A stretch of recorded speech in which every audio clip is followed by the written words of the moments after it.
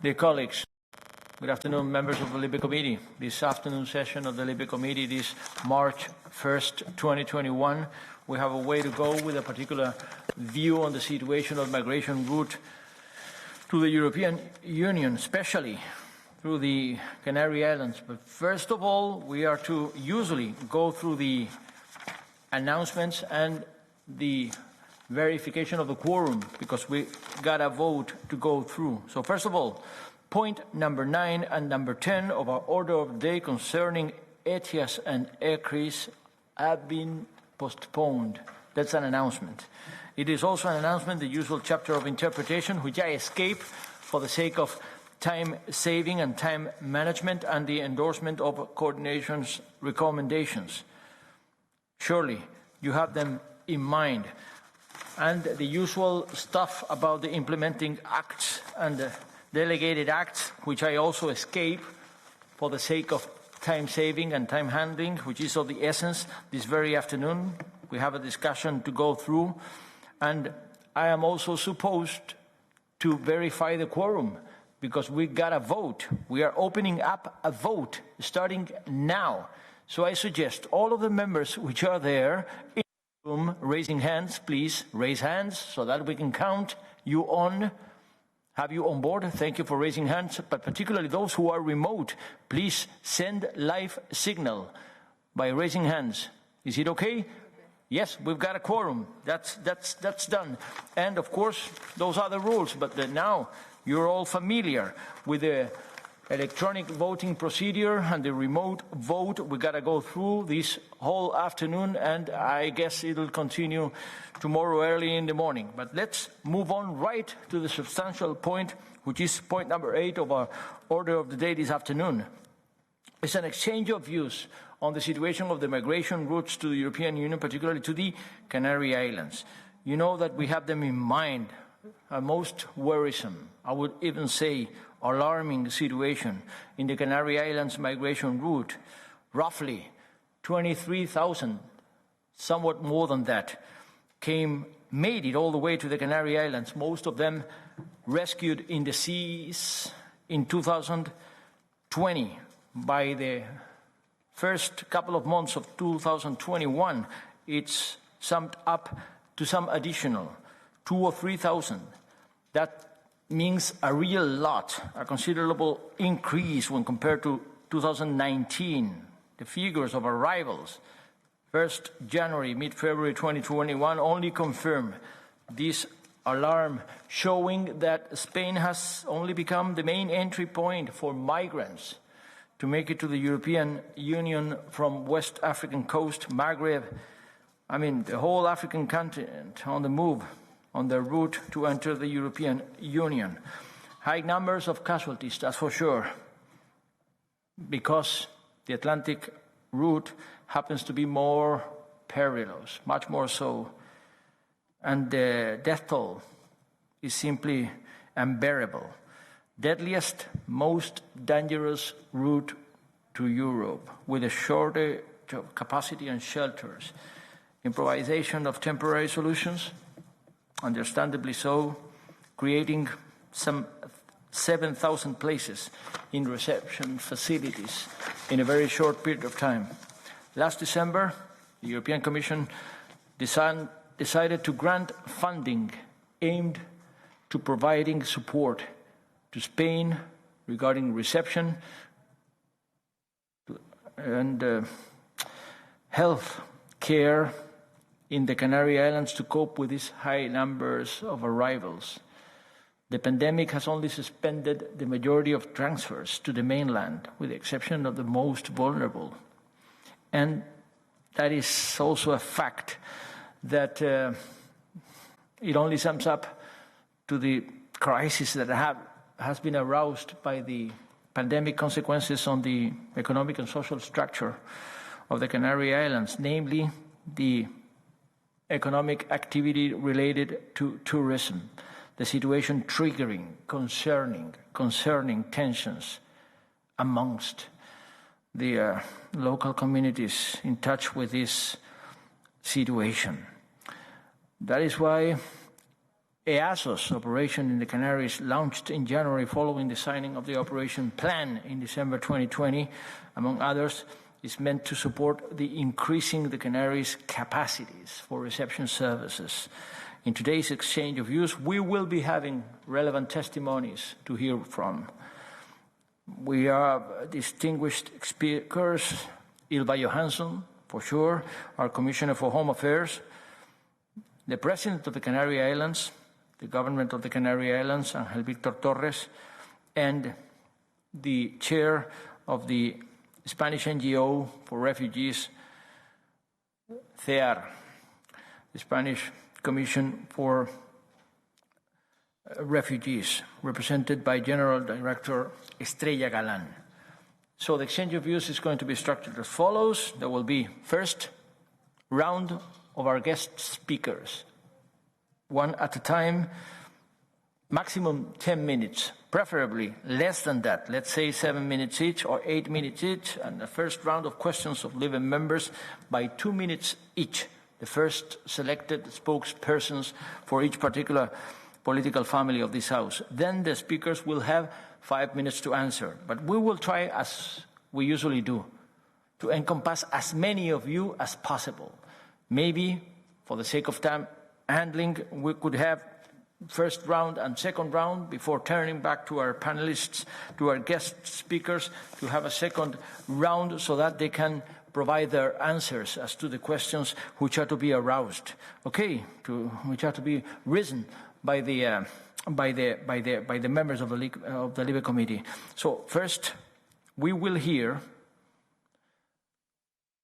our Commissioner Johansson, which is already with us. We thank you always for being available to the exchange of views, to the regular exchange of views with this LIBE Committee. So I suggest first floor goes to the Commissioner in charge of the relevant portfolio, Ylva Johansson. If you're ready to go, you could press the button. Yes, the image and sound. Yes, I see you. I see you. There you are. Can you make it? Yes, thank you very much. And this is, of course, a very important topic to discuss. I would start with this: what the effects that we've seen from the COVID-19 pandemic. We have now been in this situation for almost exactly 1 year, and we have seen that this has led to impact on migration flows. There were fewer asylum requests in the European Union last year. And we also had slightly fewer irregular arrivals last year, less, I think it was around 120,000 instead of 140,000. But we have seen new routes.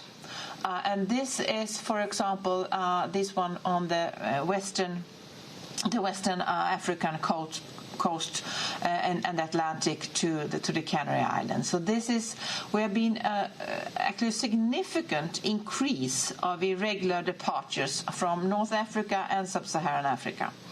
These are a result of how smugglers are acting, but it's also very worrying because this is also one of the most dangerous routes, this one on the Atlantic to the Canary Islands, and the most deadly routes actually.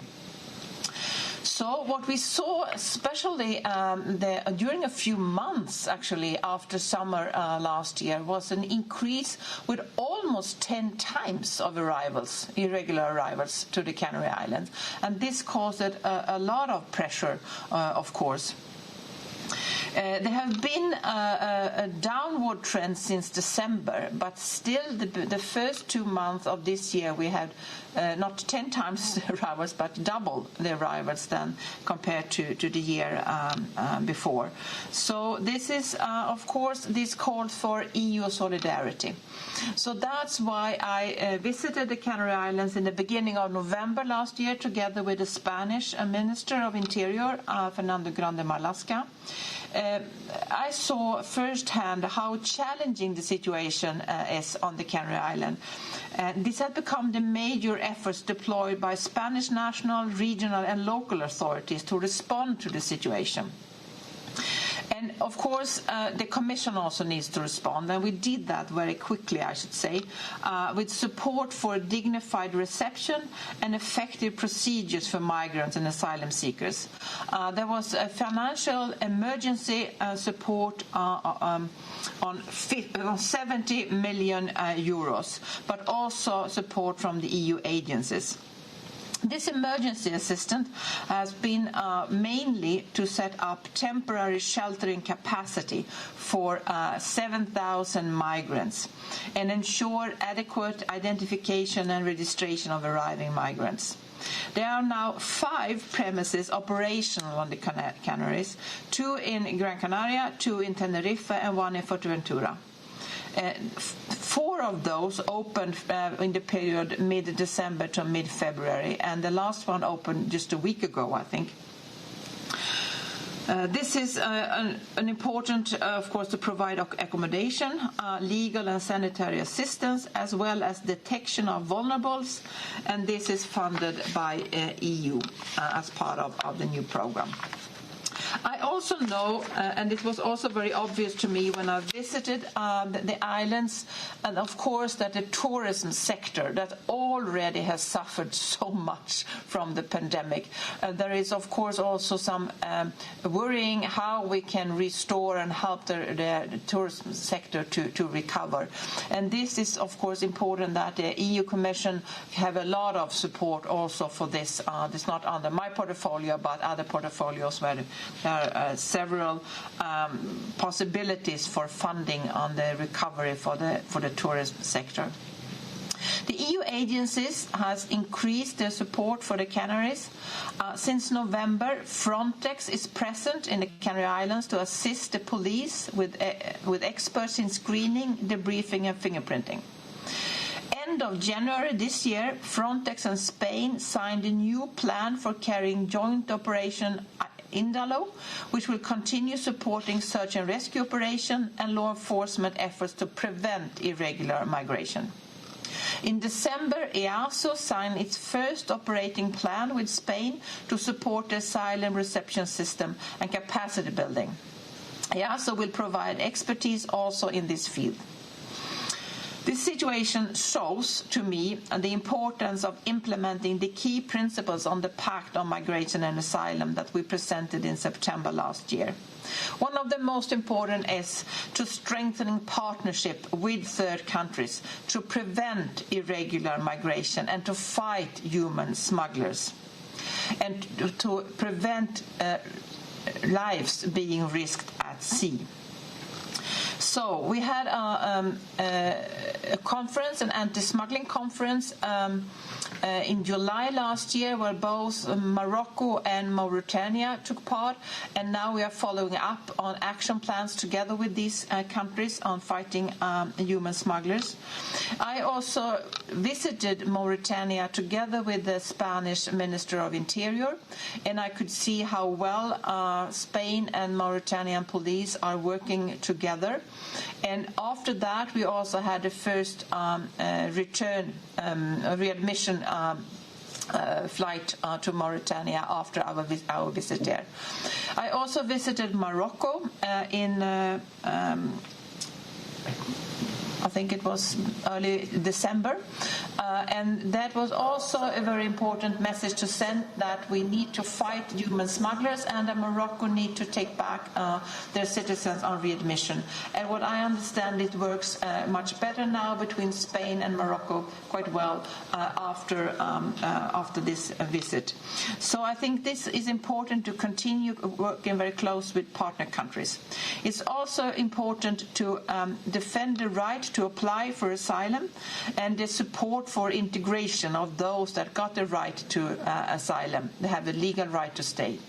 But it's equally important that those that are not eligible to stay have to be returned to the country of origin. And this is also, of course, that time is of the essence to not leave any person in a limbo for a long time. I think that this shows that we need to work very closely together with Spain and with the Canary Islands, and of course the European Union and the Commission is ready to continue supporting. I think that it would be also interesting for me to hear. I hope that could be clarified a bit during this session. If we know about the proportions between refugees and economic migrants of those irregular arrivals, and also how you can make sure that unaccompanied minors are being giving proper protection, but also how you can make sure with the assessment of those say that they are unaccompanied minors. Some of them are not, but there are also others that are among adults that might be minors, and I think this is important to make sure that we can protect unaccompanied minors in a proper way in this situation. And I understand it's difficult with so many arrivals in a short time, but I think this is an area that I hope to also get more information during this session. Thank you. Thank you, Commissioner Johansson. Your views are always appreciated in this Libe Committee. You are the responsible member of the College of the Commission in this relevant matter, and the one responding for the new Migration and Asylum Pact. So we thank you for that, and we continue with the presentation by the President of the Government of the Canary Islands, Ángel Víctor Torres. I wanted to reassure you, President of the Canary Islands, that you're taking the floor here for good reason, because we have heard, having discussed a number of times the situation in Moria, about the responsible people of the local entities which are facing the drama in Moria, Lesbos, or in Samos, for that matter. We have also heard from Mayor Lampedusa a number of times throughout the meetings and discussions we've held about the situation in the Mediterranean. So you're here for good reason to report on the situation of the Canary Islands, on the Canarian route to the European Union. The floor is yours. President of the Committee on Civil Liberties, Justice and Home Affairs, Director General of the Spanish Commission for Refugee Aid, Commissioner for Home Affairs, members of this committee. Good afternoon, and thank you for inviting me to participate in this session to offer the testimony of what is happening in the Canary Islands with regard to migration, and to debate on a decisive issue to tackle this phenomenon from now on with jointly responsible European policies, the European Union Asylum and Migration Pact. The Canary Islands are more than 3,000 kilometers from Brussels, but only 100 kilometers from Africa. We are an island and one of the 9 outermost regions in the European Union, the only one territory belonging to Spain. Our geographical situation and fragmented territory only aggravate the problems we are facing, basically because the pandemic effects impacts on our main economic sectors, the tourism, and the phenomenon of immigration has worsened. Continúo en castellano. La primera embarcación que llegó a Well, the first boatload of migrants that came to the Canary Islands was in 2004. From the Western Sahara, but since then there's been constant migration. In 2004 and 2005 there were vessels with hundreds of migrants. In 2006 there was the so-called crisis. Over 30,000 people came to the Canary Islands. These were illegal migrants crossing the Atlantic route, which is the most dangerous in Europe. During that year, a cooperation pact was signed between Spain and various African countries, and in addition, the first Frontex maritime operation took place. The Canary institutions then activated resources and reception facilities to deal with a phenomenon that had reached a significant magnitude. During the subsequent years, there were fluctuations in the number of migrants arriving in the Canary Islands, but the numbers weren't as large as they had been. But nevertheless, given the geographical location of the Canary Islands, it was possible for numbers always to increase, and that happened again in 2018. So that showed us we couldn't lower our guard, and we had to constantly monitor what was going on. In 2020, the number of migrants coming to the Canary Islands in various vessels increased by hundreds of percent. We're talking 2,000 odd in 2019 and over 20,000 in 2020. And this showed us a tough reality. It's not possible for the Canary Islands, with its fragmented geography and its population of 2 million people, to face up to this high number of arrivals alone. This issue has changed our priorities. We've had to earmark many resources to try and deal with it. The Spanish government has had to set up temporary accommodation in extremely short periods of time, and also in military barracks as well, 7,000 places. Now, we're doing our best, and we're also looking after these people's sanitary needs. At this time in the Canary Islands, we have around 10,000 migrants, including adults and minors. And it is necessary for us to come up with redistribution mechanisms in Europe, as well as deporting people, because these people, when they come to the Canary Islands, are on European soil. They are in Europe when they arrive. And as I've said several times, the Canary Islands is just as much a part of Europe as Madrid, Paris, Brussels or Berlin. We are a union of 27 countries. We're a large continent, and we need to redistribute migrants among all of us. And we need to do that by investing also in the private sector, in transit and countries of origin. We need also to deport people back in line with the law and human rights. And we also need to ensure that people who want to move can. There needs to be an appropriate reception of people until their administrative situation has been clarified.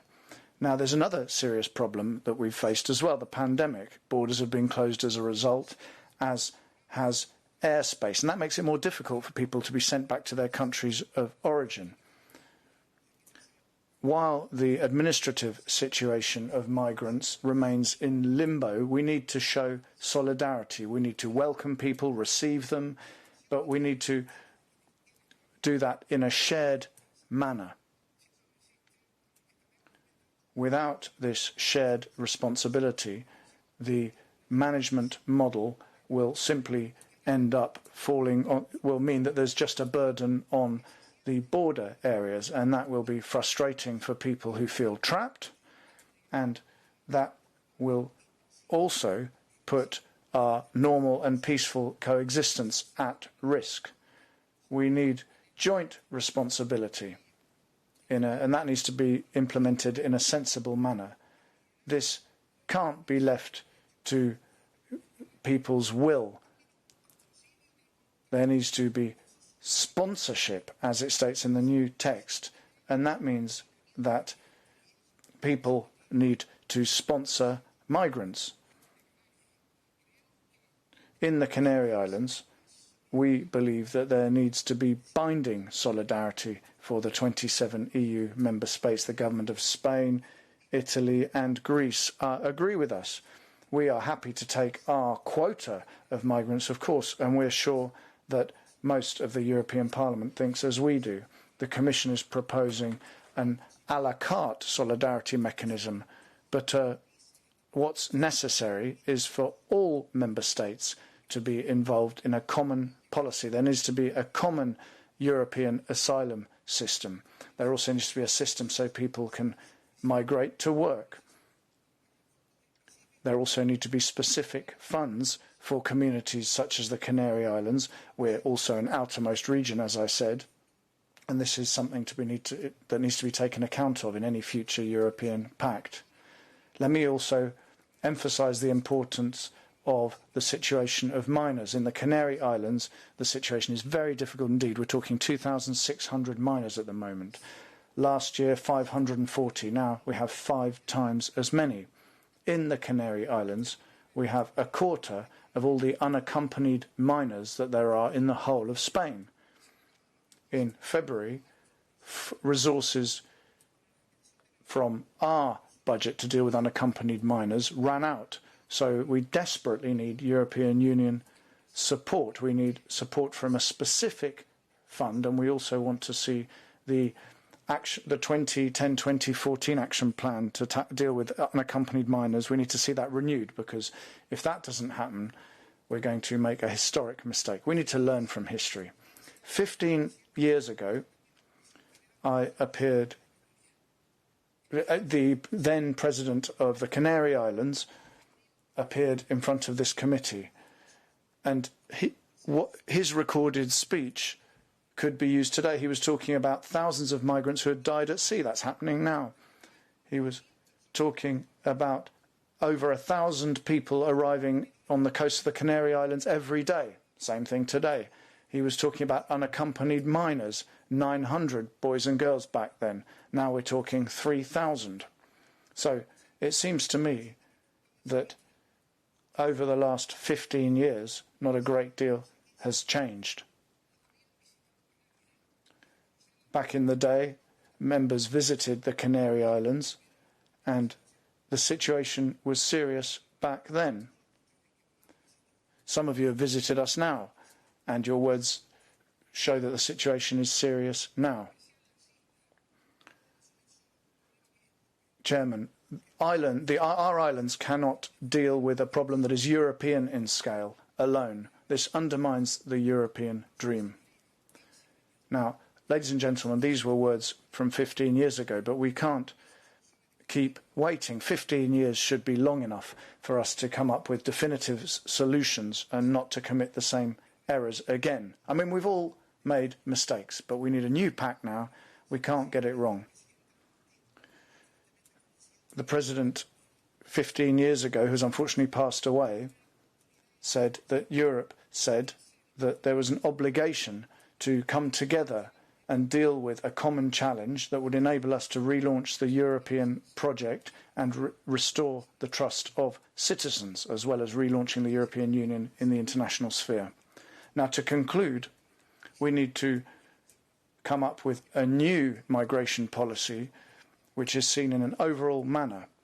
No territory needs to become a bottleneck where illegal migration starts and finishes.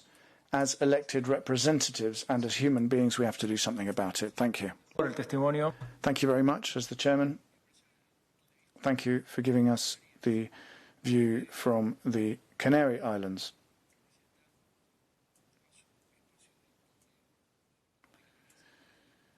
You represent your government in Spain and in the European Union, and you've given us many elements which help us to understand what the situation is and to try and come up with a response to the situation in the Canary Islands, particularly the situation of unaccompanied minors, of which there are many. As we heard, there are 5 times as many as there were last year. I would invite you to stay connected, please, sir, because once we've heard from our guest speakers, we're going to open an exchange of views with members of the committee, and you'll have a second opportunity so that you can answer any questions that arise. Our third speaker today is Estrella Galán. She is the director of the CEAR, the Spanish Commission for Refugees. Señora Estrella Galán, tiene la palabra por un máximo de... You have the floor for a maximum of 10 minutes. We'd be grateful if it could be less than 10 minutes so that we could have as much time as possible for our exchange of views. Please, you have the floor, Mrs. Galán. Muchas gracias, señora comisaria. Thank you very much, Commissioner. Thank you, Chairman, President of the Government of the Canary Islands, members of the European Parliament. Good afternoon. Let me begin by thanking you for inviting us to appear here today so that we can share our concerns and proposals on the situation with regard to migration into the Canary Islands. The CEAR, the Spanish Commission for Refugees, has for over 40 years been defending the right to asylum in Spain. And we've been helping people who come to our country looking for international protection. We've been working in the Canary Islands for over 35 years now, so we know exactly what's going on there. We work very closely with migrants, asylum seekers and refugees, and we have witnessed the various policies that have been being implemented in the Canary Islands over the years. What I'm going to do with you in this presentation is share our experience and point of view with regard to what's going on from the base of our work on the ground. The Canary Islands is not a new route when it comes to migration, and I want to nuance some of the comments made by the Commission. She was saying that a new route has opened, but that's not the case. Now, in 2006, there were many migrants who came through, 31,000 in that year, as the President said. And since then, there have been migrants in the Canary Islands. So you can't say that this is an emergency situation. This is a structural phenomenon which goes back several years. And that's how it has to be looked at. Seeing this as an emergency would be a mistaken starting point and leads us to mistaken conclusions. It was when the Gibraltar Straits route was closed that people started coming to the Canary Islands. You shouldn't forget that when one migration route is closed, another one opens, and that's something that current policies don't take account of. So that's why we now face a route that is much more deadly than the previous one. There was an increase in the number of migrants coming, but then with the pandemic there was a reduction in numbers because borders were closed right across the world. But once the strictest lockdown periods passed, once people started being able to move around on migration routes, the numbers of migrants increased significantly. And in this context, I would say that COVID has increased the usual flows of migrants for two reasons. Firstly, it has closed many of the land routes that people used to take to move between countries. It makes it therefore impossible for people to reach other areas where they can leave the African coast, for example, the countries on the border of the Mediterranean. So that meant that migrants had to go to Gambia, Morocco, Senegal or Mauritania on the Atlantic coast. And so they're trying to get to the Canary Islands in spite of the fact that it is one of the most dangerous routes, as has already been said. The pandemic has also had an impact because it has led to many people deciding that they have to leave in spite of not having planned it. Many local economies have fallen apart. Thousands of people have been left without resources. These weren't people who originally wanted to migrate. And given the crisis that they've suffered and that they've seen in their countries, as we've seen in Europe, they have seen no alternative but migration. And all of this has led to an increase in the numbers of people arriving in the Canary Islands. So as well as people looking for better opportunities who have been made to migrate as a result of the pandemic crisis, there are also other people migrating for different reasons. There are people who may well be subject to asylum or international protection among those. And so let me now give you a few figures.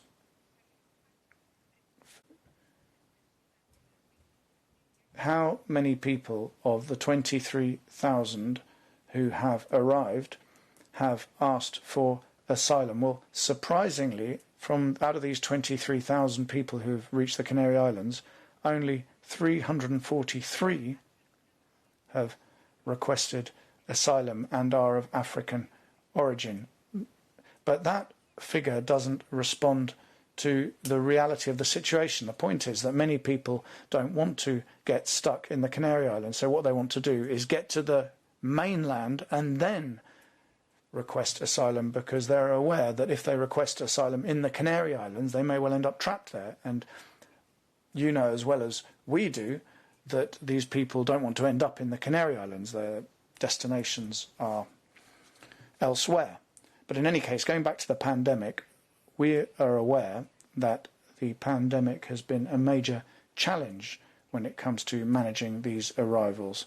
We're aware that major efforts have been made by the authorities in the Canary Islands, but that can't be an excuse for the kinds of malpractice that we've seen. This kind of thing can't be tolerated in the European Union. There are various events that have taken place in the port of Arguinegui. It's a small port in the Canary Islands, and there 2,600 people arrived in spite of the fact that the maximum capacity was 400, and we can't have that kind of situation being repeated. There was no social distancing, there simply wasn't, there weren't the facilities and resources there. There was no assistance provided either, in spite of it being required by the law. And this is something that's been denounced by national and international institutions. The image being projected abroad was of a lack of coordination and of an emergency situation, which led to fear and rejection among the local population. Some of the reactions were not typical of the people of the Canary Islands, who are very welcoming indeed. But there were various messages that went around social media, etc., which were pretty alarming. We have to note the fact that the economy in the Canary Islands depends mainly on tourism. A massive share of its GDP comes from tourism. And this is something that people are very aware of. 35% of the population of the Canary Islands are at risk of poverty and exclusion.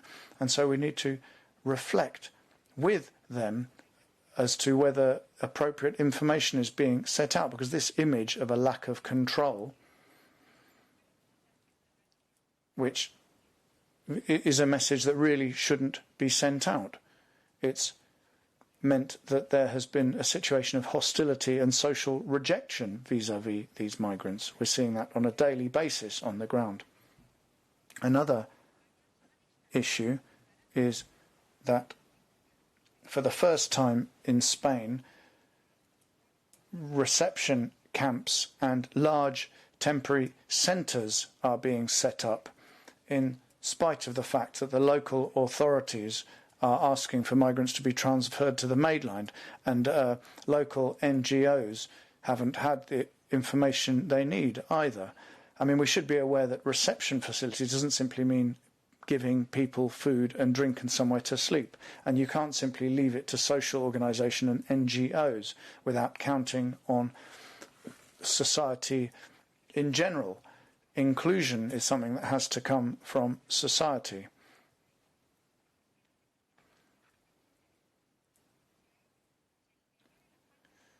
So we have this situation, and then we also don't know what's going to happen to these reception camps in the long term. We don't know what's going to happen to many of the refugees who are in them, because they can't be expelled. We know that. So these are people who are going to be living off public sector money. And I think that really leads to reactions that we wouldn't want to see, because many people really are living on the breadline in very difficult situations. And basically the message that they're getting is that they're going to be expropriated by these invaders who have come from over the sea. So people are spreading hate rather than us coming together to receive and welcome people who are fleeing crises. We need to ensure that everyone's rights are respected. Now, let me now look at the Migration and Asylum Pact presented by the Commissioner a few months ago. We don't think it's a particularly good framework. We think, in fact, that it contains many contradictions, and these emerge in our attitude as a country in Spain and what's being done in the Canary Islands. Our Prime Minister, Pedro Sánchez, said that we couldn't have migration policy not being carried out at the European level, because this would lead to various large detention camps being set up on the borders of Europe and in Mediterranean countries. We all know we're talking about the Greek islands here, Malta, Italy and Spain, of course. And these would then become places where migrants would be identified and then expelled if necessary. But this proposal was classified as unacceptable very clearly by the Spanish Prime Minister. But nevertheless, we're very surprised now, because we've seen that it's this very policy that's being implemented in the Canary Islands, in spite of it having been rejected by Spain. We're seeing migrants being put in camps in an outermost isolated region, isolated from, which is away from the European mainland. And I think this shows the disconnect between what European countries say and what they actually do. Basically, the Canary Islands are being turned into one of these large reception camps on the periphery of Europe that our country rejected and should continue to reject. Spain is one of the few countries in Europe that has a program to receive migrants who are in vulnerable situations. And I'm going to tell you a little bit about it. This was implemented in 2006 when the so-called migration crisis took place back then. This has already been referred to. And the goal of that program was to provide a response to the fact that people were coming to Spain.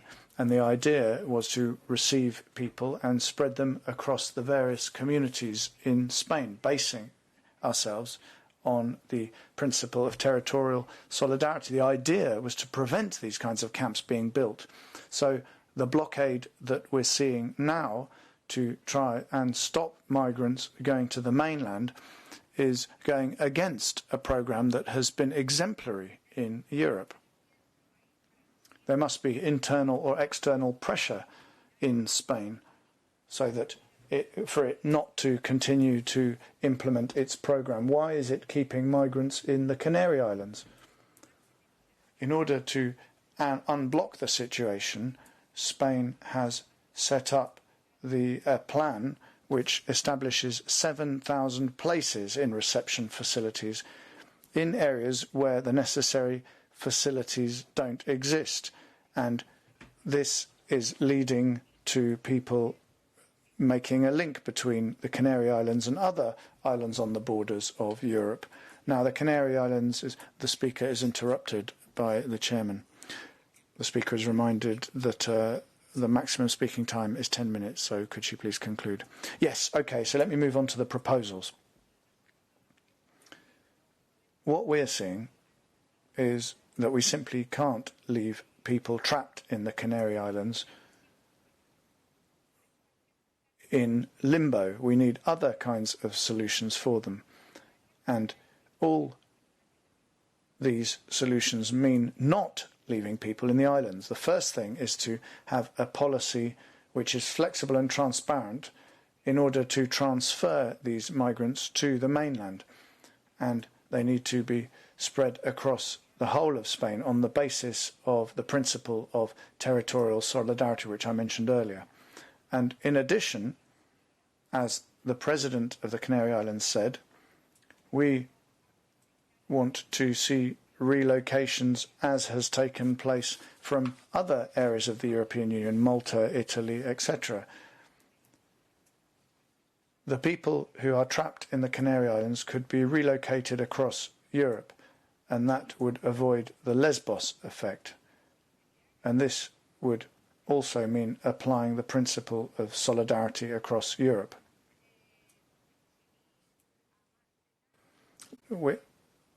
Without going into more details, we believe there is still time to avoid making the errors that have been made on other European islands. We need to base our migration policies on the rule of law. Thank you very much.